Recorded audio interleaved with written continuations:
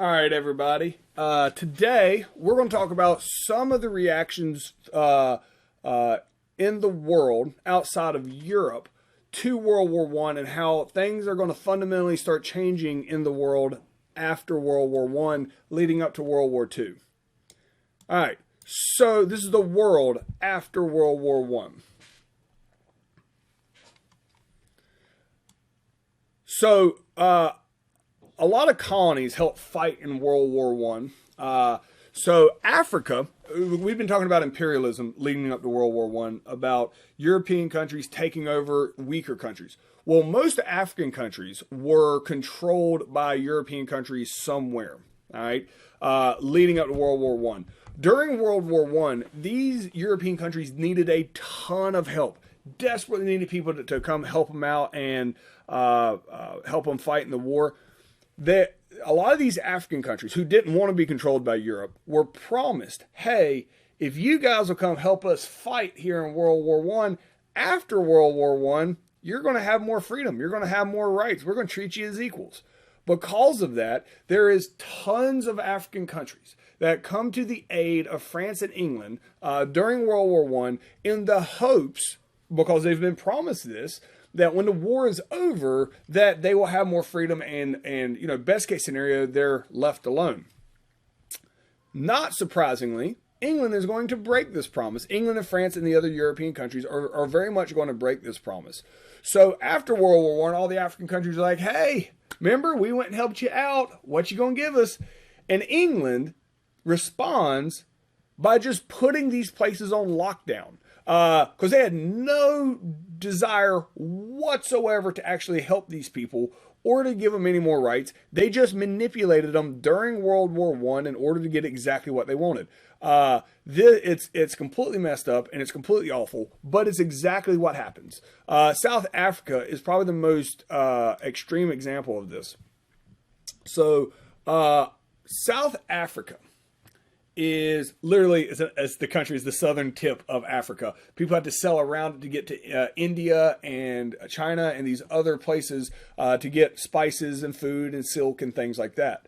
So South Africa really helped out in World War One. To keep them from rebelling, England just treats them so much worse to basically put them on lockdown. And it's a term called apartheid, which evolved from these laws. Completely disallows the native people in South Africa to have any say-so over their own country. The only people who can say anything in South Africa are people that are from Britain.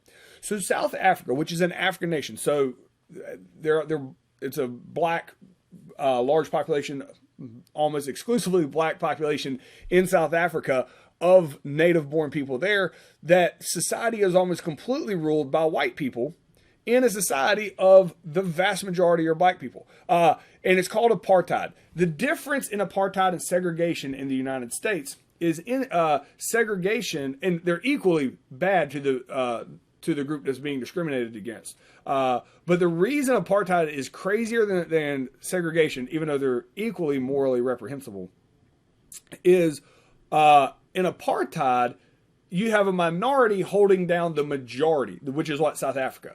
In segregation, you had the majority of the population holding down a small group of the population, about 13% of the population, as opposed to like 82% of the population in South Africa.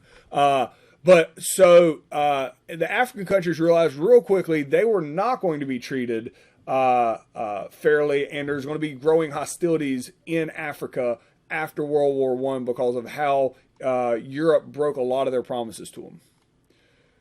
Why would Britain create apartheid in South Africa? How does it's supposed to be, how does that benefit the British?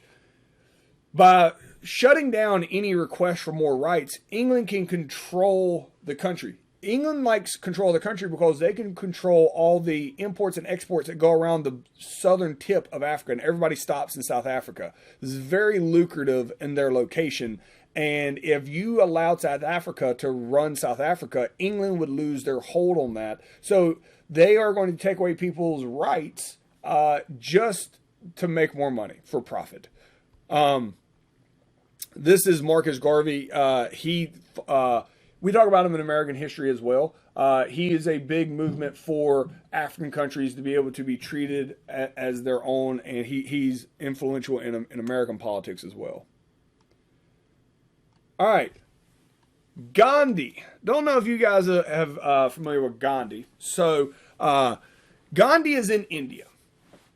So here's what Gandhi does. All right. So India is also controlled by England. It's almost the exact same setup of what happens in India with England controlling them. All right. So Gandhi, all right, is Hindu. All right.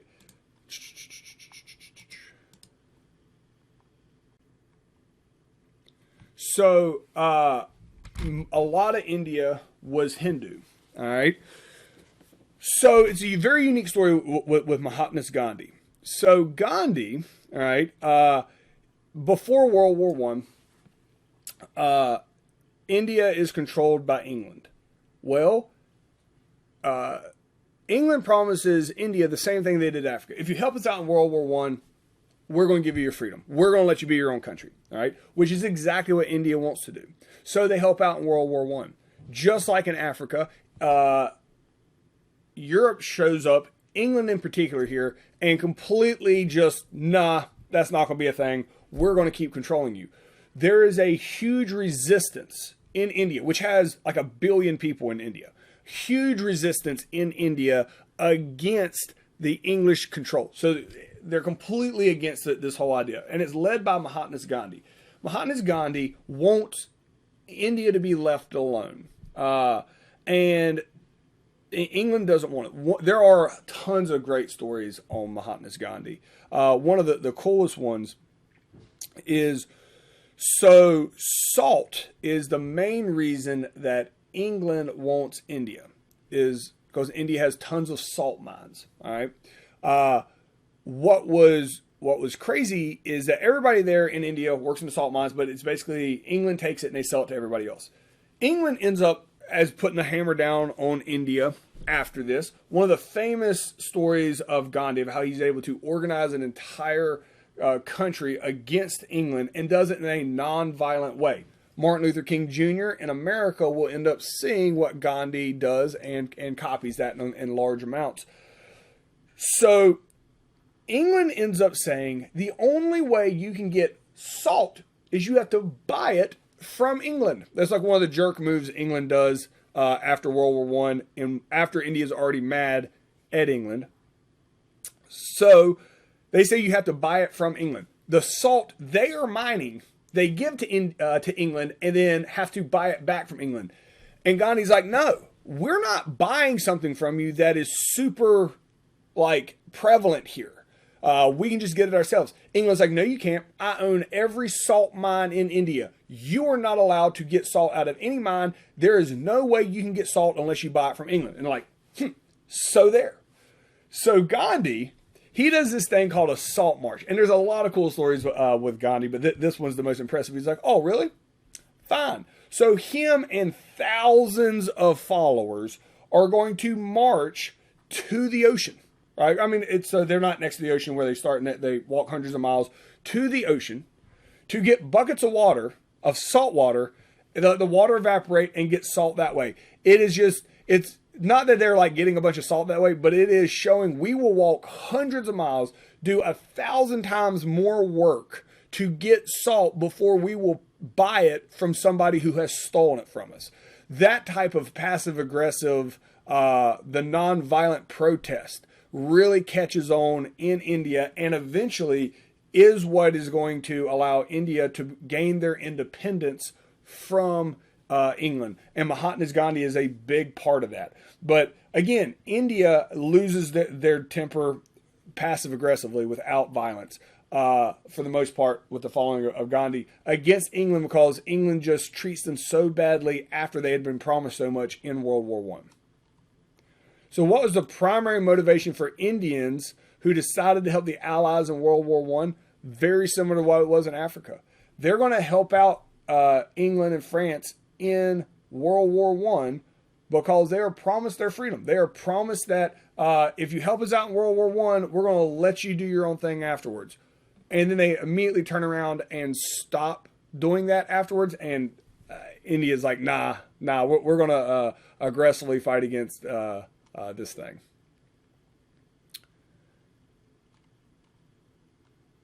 All right, so the Salt March was the super famous part of Mahatma Gandhi. There's a lot of cool stuff on Gandhi. That's probably the most famous. This is Salt March to the Ocean. So number 25, why were the Salt Marches, which got worldwide recognition, such an effective way of protesting? The reason this, and then Martin Luther King sees this, and he's about 30 years later going to do the same stuff. The nonviolent protest, all right, always paints the protesters as the good guys. If you have a violent protest, it's real easy to paint the protesters as the bad guys. So it's a very effective way of protesting when you're not violent. You're saying, hey, I'm going to do 10 times more work for salt just to prove to you that I don't want to buy from you. So the salt marches were very effective. It's the nonviolent thing really makes England look like the bad guy. And so they get a lot of worldwide pressure. The rest of the world's like, hey, yeah, you did promise them they could be their own country. Why are you still doing this? So it's a very effective way of protesting because it's nonviolent, and therefore it makes the protesters look like the good guys. This is let me move myself out of the way. This is a picture of Gandhi right here.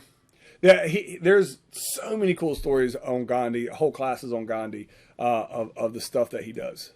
Very, very influential person, and is generally respected by everybody throughout the world as just being a great leader for equal rights. All right, so here's what happens.